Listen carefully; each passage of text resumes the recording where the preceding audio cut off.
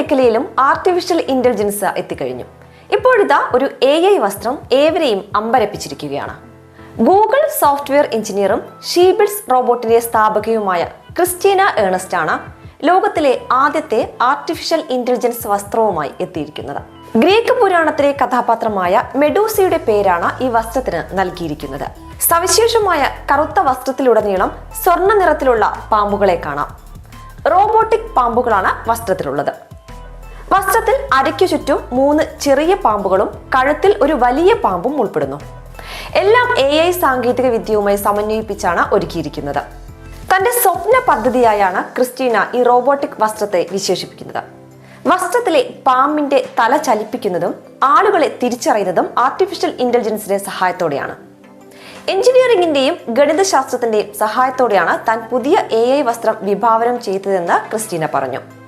ഇനിയും ചില മിനുക്കുപണികൾ കൂടി അവശേഷിക്കുന്നുണ്ടെന്നും തന്റെ മെഡൂസ വസ്ത്രത്തിന് എല്ലാവരുടെയും പിന്തുണ വേണമെന്നും ക്രിസ്റ്റീന പറയുന്നു.